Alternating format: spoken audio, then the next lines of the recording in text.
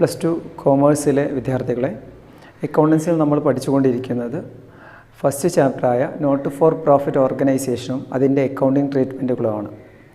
Not for profit ഓർഗനൈസേഷനിൽ നമ്മൾ പറഞ്ഞു നിർത്തിയത് സബ്സ്ക്രിപ്ഷൻ കാൽക്കുലേഷൻ എങ്ങനെയാണ് എന്നും എക്സ്പെൻസിൻ്റെ എക്സ്പെൻസ് നമ്മളുടെ ഇൻകം ആൻഡ് എക്സ്പെൻഡിച്ചർ അക്കൗണ്ടിൽ എങ്ങനെയാണ് ഡെബിറ്റ് ചെയ്യേണ്ടത് എന്ന കാര്യങ്ങളാണ്. ഇനി നമുക്ക് പഠിക്കാനുള്ളത് സ്റ്റേഷനറി എങ്ങനെയാണ് ഇൻകം ആൻഡ് എക്സ്പെൻഡിച്ചർ അക്കൗണ്ടിൽ ട്രീറ്റ് ചെയ്യുക എന്നുള്ളതാണ്. സ്റ്റേഷനറി ഐറ്റംസ് ട്രീറ്റ് ചെയ്യാനുള്ള മാർഗം, ആദ്യം നമുക്ക് സ്റ്റേഷനറി പർച്ചേസ് എത്രയാണെന്ന് കാൽക്കുലേറ്റ് ചെയ്യണം. സ്റ്റേഷനറി പർച്ചേസ് കണ്ടുപിടിക്കണം. സ്റ്റേഷനറി പർച്ചേസ് കാണാനുള്ള മാർഗം ഇതാണ്. Stationery purchase made during the year calculate ചെയ്യാനുള്ള മാർഗം എമൗണ്ട് പെയ്ഡ് ഡ്യൂറിങ് ദ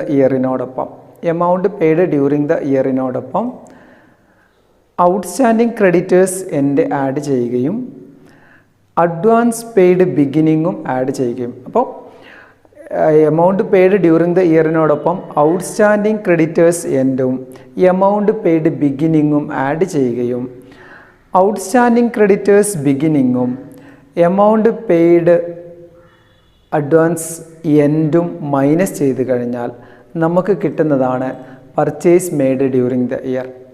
അപ്പോൾ സ്റ്റേഷനറി പർച്ചേസ് കാൽക്കുലേറ്റ് ചെയ്യാനുള്ള മാർഗം ഞാൻ ഒരിക്കൽ കൂടി പറയുന്നു.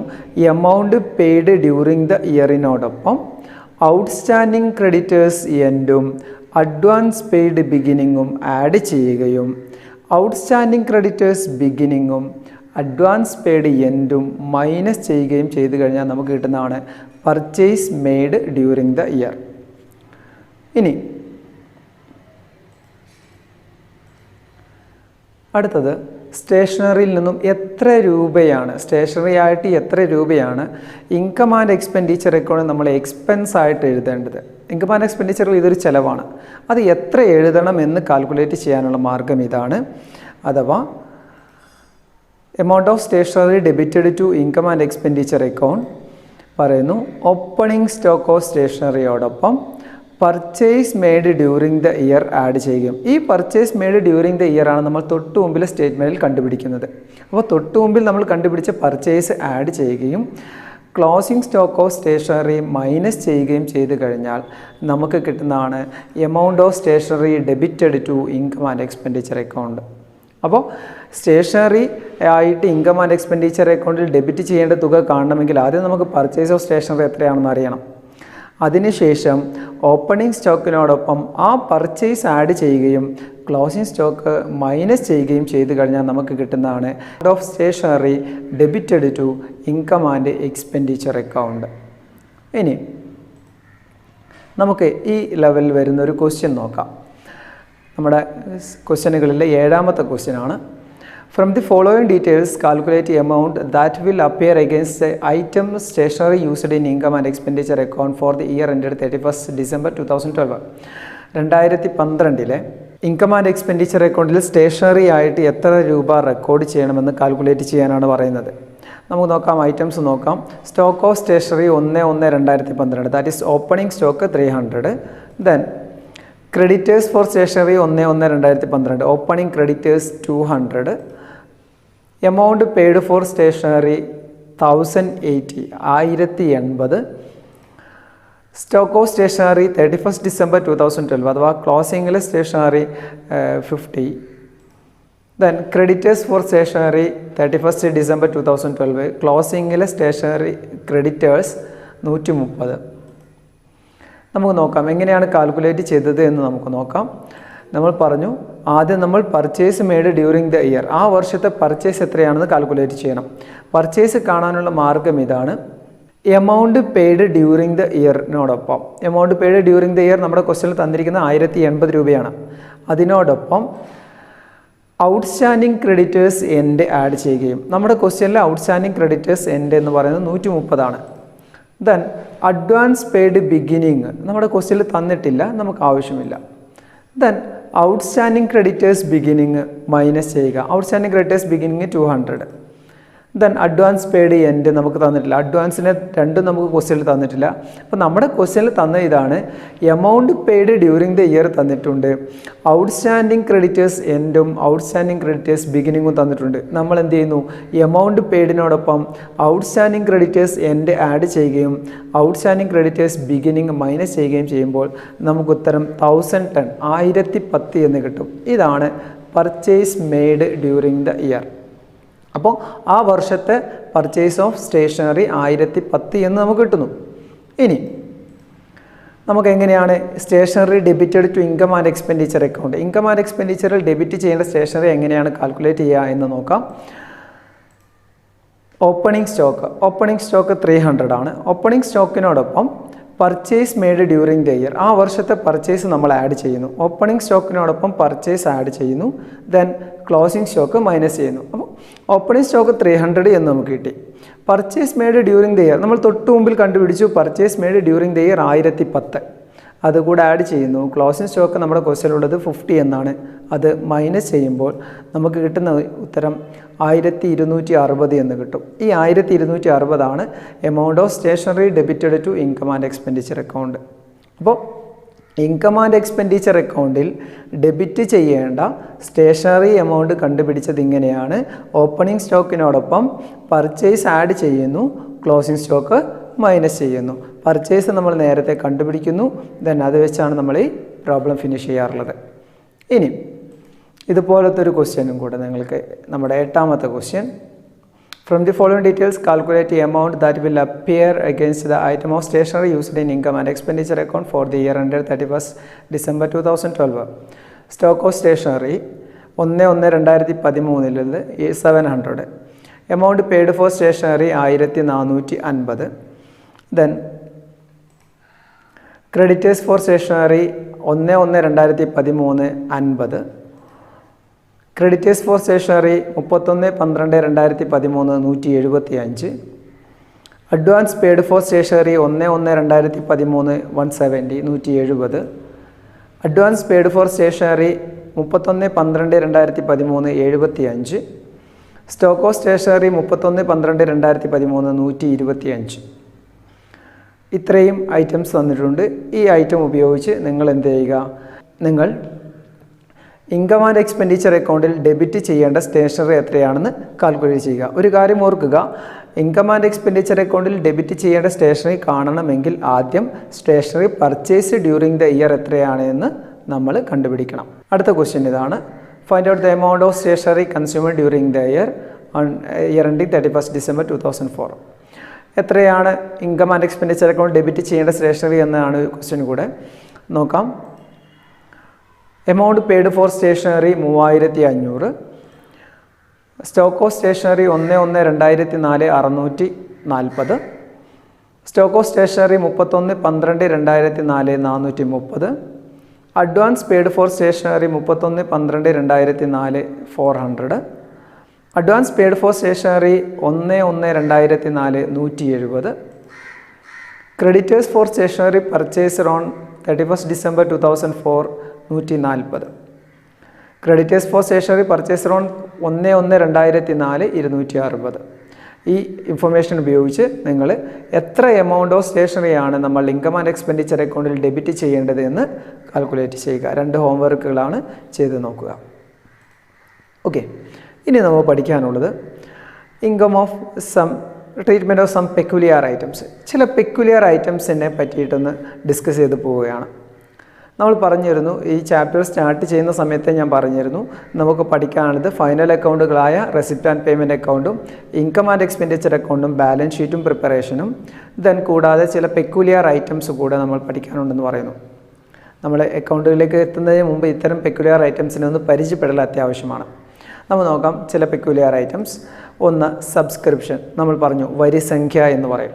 Subscription, current year subscription is to be calculate and it's shown on the credit side of income and expenditure account. നമ്മൾ പറഞ്ഞു വരിസംഖ്യ, കറണ്ട് ഇയറിലെ സബ്സ്ക്രിപ്ഷൻ ഇൻകം ആൻഡ് എക്സ്പെൻഡിച്ചർ അക്കൗണ്ടിൽ ക്രെഡിറ്റ് സൈഡിലാണ് നമ്മൾ രേഖപ്പെടുത്തേണ്ടത്. നിങ്ങൾ ഇത്രയെങ്കിലും ഓർത്ത് വെക്കുക.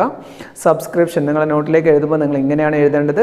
സബ്സ്ക്രിപ്ഷൻ എന്ന് എഴുതിയിട്ട് ഒരു ഹൈഫൺ ഇട്ട് നിങ്ങൾ എഴുതുന്നു. കറണ്ട് ഇയറിലെ സബ്സ്ക്രിപ്ഷൻ ആണെങ്കിൽ നമ്മൾ എവിടെ എഴുതണം? Credit side of income and expenditure account എന്ന് എഴുതുക.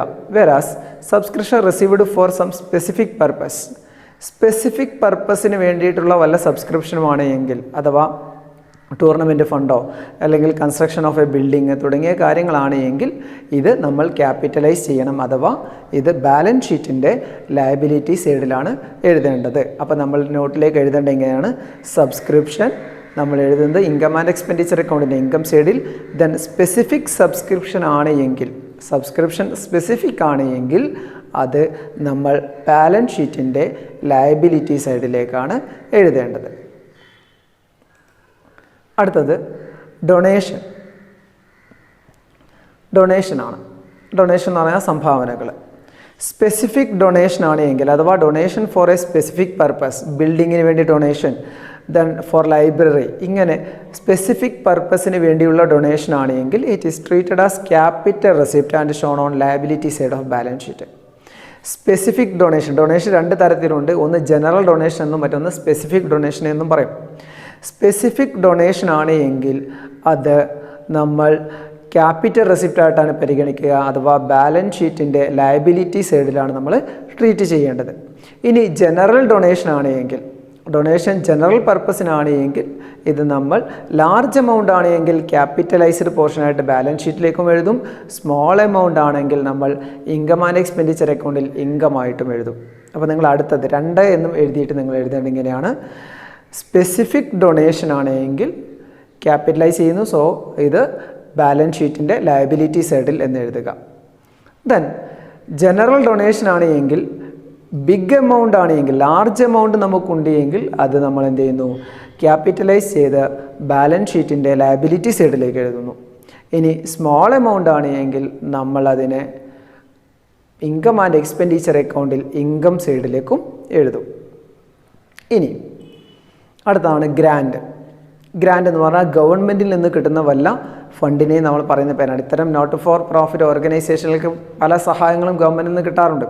ഇങ്ങനെ ഗവൺമെൻറ്റിൽ നിന്ന് കിട്ടുന്ന, സെൻട്രൽ ഓർ സ്റ്റേറ്റ് ഗവൺമെൻറ്റിൽ നിന്ന് കിട്ടുന്നതിനെയാണ് നമ്മൾ പറയുന്നത്. സെൻട്രൽ ഗവൺമെൻറ് ആവാം, സ്റ്റേറ്റ് ഗവൺമെൻറ് ആവാം, ഈവൻ ലോക്കൽ ബോഡീസിൽ നിന്നാവാം. നമുക്കറിയാം ആർട്സ് ആൻഡ് സ്പോർട്സ് ക്ലബ്ബുകൾക്ക് പഞ്ചായത്തുകളിൽ നിന്നും അല്ലെങ്കിൽ എന്താ പറയുക സർക്കാരുകളിൽ നിന്നൊക്കെ കിട്ടാവുന്ന ഗ്രാൻറ്റുകൾ, ചില ഫണ്ടുകളുണ്ടാവും. ഈ ഫണ്ടിനെയാണ് നമ്മൾ ഗ്രാൻഡ് എന്ന് പറയുന്നത്. ദെൻ ഇതിനെ നമ്മൾ ഇൻകമായിട്ട് പരിഗണിക്കണം. ഗ്രാൻഡ് ഫോർ സ്പെസിഫിക് പർപ്പസ് ആണ് എങ്കിൽ അതിനെ നമ്മൾ എന്ത് ചെയ്തിരിക്കണം? ക്യാപിറ്റലായി പരിഗണിച്ച് ബാലൻസ് ഷീറ്റിൻ്റെ ലയബിലിറ്റി സൈഡിലേക്ക് എഴുതണം. അപ്പോൾ നമ്മൾ പറഞ്ഞത് എങ്ങനെയാണ്? സബ്സ്ക്രിപ്ഷൻ ജനറൽ ആണ് എങ്കിൽ normal subscription income and expenditure അക്കൗണ്ടിൽ ഇൻകമായിട്ടും, സ്പെസിഫിക് സബ്സ്ക്രിപ്ഷൻ ബാലൻസ് ഷീറ്റിൻ്റെ ലയബിലിറ്റി സൈഡിലേക്കും. ദെൻ ജനറൽ ഡൊണേഷൻ നമ്മളുടെ ഇൻകം ആൻഡ് എക്സ്പെൻഡിച്ചർ അക്കൗണ്ടിൻ്റെ ഇൻകമായിട്ടും, സ്പെസിഫിക് ഡൊണേഷൻ ബാലൻസ് ഷീറ്റിൽ ലയബിലിറ്റി ആയിട്ടും. General grant income and expenditure അക്കൗണ്ടിൻ്റെ ഇൻകമായിട്ടും, സ്പെസിഫിക് ആണ് എങ്കിൽ അത് ബാലൻസ് ഷീറ്റിൽ ലയബിലിറ്റി സൈഡിലേക്കും. ഇങ്ങനെയാണ് നിങ്ങൾ നോട്ടിലേക്ക് പ്രിപ്പയർ ചെയ്ത് പോകേണ്ടത്. അടുത്തത് നോക്കാം, legacy. Amount received as per the will of deceased person. വിൽപ്പത്ര പ്രകാരം നമുക്ക് കിട്ടുന്ന അല്ലെങ്കിൽ ഇത്തരം നോട്ട് ഫോർ പ്രോഫിറ്റ് ഓർഗനൈസേഷനുകൾക്ക് കിട്ടുന്ന സഹായത്തെ പറയുന്ന പേരാണ് ലെഗസികൾ എന്ന് പറയുന്നത്. ലെഗസി ആണെങ്കിൽ capital receipt shown as liability side. ഇത് ഒരു ക്യാപിറ്റൽ റെസിപ്റ്റ് ആണ്, ലയബിലിറ്റി സൈഡിലാണ് കാണിക്കേണ്ടത്. നമുക്കറിയാം അത് വൺസ് ഇൻ എ ടൈമേ നമുക്ക് കിട്ടാറുള്ളൂ, അതുകൊണ്ടാണ് അത് ക്യാപിറ്റൽ റെസിപ്റ്റായിട്ട് പരിഗണിക്കുന്നത്. But if it is A small amount it is treated as income.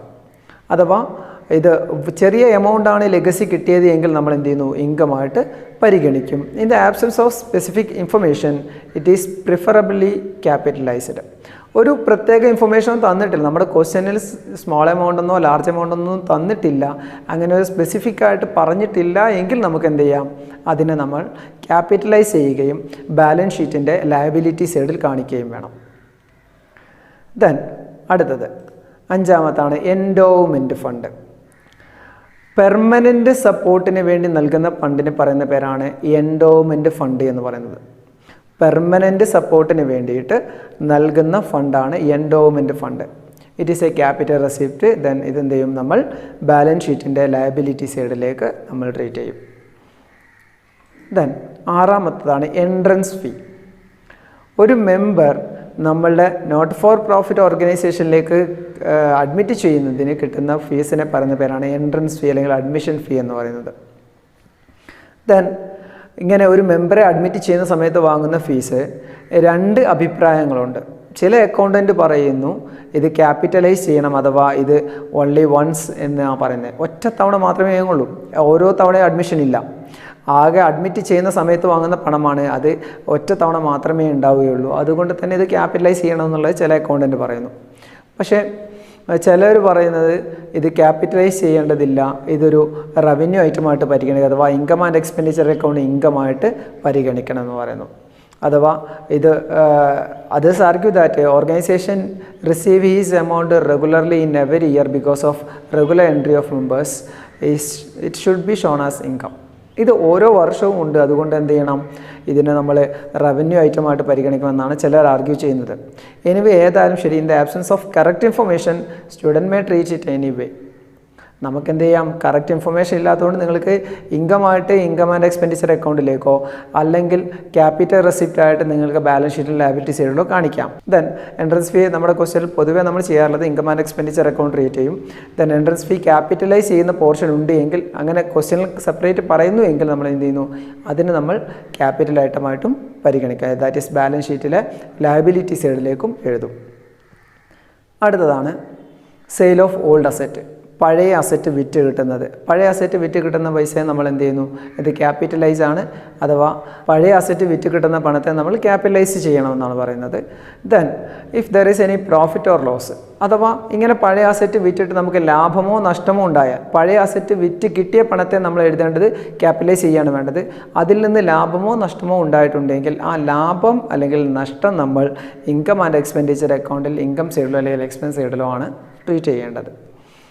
Then അടുത്താണ് sale of news papers, periodical etcetera. നമുക്കറിയാം ഇത്തരം നോട്ട് ഫോർ പ്രോഫിറ്റ് ഓർഗനൈസേഷന് കിട്ടുന്ന മറ്റൊരു വരുമാനമാണ് പഴയ ന്യൂസ് പേപ്പറുകൾ. വായിച്ചു തീർന്ന പഴയ ന്യൂസ് പേപ്പറുകളെല്ലാം കെട്ടാക്കി നമ്മൾ എന്ത് ചെയ്യുന്നു, സ്ക്രാപ്പിൽ വിലയ്ക്ക് വിൽക്കും. ഇങ്ങനെ sale of old news paper അല്ലെങ്കിൽ പീരിയോഡിക്കലൊക്കെ അത് നമ്മൾ എന്ത് ചെയ്യുന്നു, ഒരു ഇൻകമായിട്ടാണ് പരിഗണിക്കേണ്ടത്. ഇൻകം ആൻഡ് എക്സ്പെൻഡിച്ചർ അക്കൗണ്ടിൽ നമ്മൾ ഇൻകമായിട്ട് ട്രീറ്റ് ചെയ്യും. അടുത്ത് പറയുന്നത് expenditure of stock items. Stock items അഥവാ ഇപ്പോൾ സ്പോർട്സ് ക്ലബ്ബുകളാണ് എങ്കിൽ അവിടുത്തെ ബാറ്റുകൾ, ബോളുകൾ തുടങ്ങിയ സാധനങ്ങളെല്ലാം, സ്പോർട്സ് മെറ്റീരിയൽസ്, സ്റ്റേഷനറി ഐറ്റംസ്, ഇതെല്ലാം നമ്മൾ എന്ത് ചെയ്യുന്നു, എങ്ങനെയാണ് ട്രീറ്റ് ചെയ്യുക? It is called expenditure stock items. The value of such item is used consider as expense and the value unused items are treated as asset. നമ്മൾ പറയാറുള്ളത് ഈ ഐറ്റത്തിൻ്റെ വാല്യൂവിനെ നമ്മൾ എക്സ്പെൻസ് ആയിട്ടാണ് പരിഗണിക്കാറുള്ളത്. ദെൻ അൺയൂസ്ഡ് ഐറ്റംസ് ആണ് എങ്കിൽ അതിനെ നമ്മൾ എന്ത് ചെയ്യുന്നു, അസറ്റായിട്ടും പരിഗണിക്കും. Then sale of scrap, grass.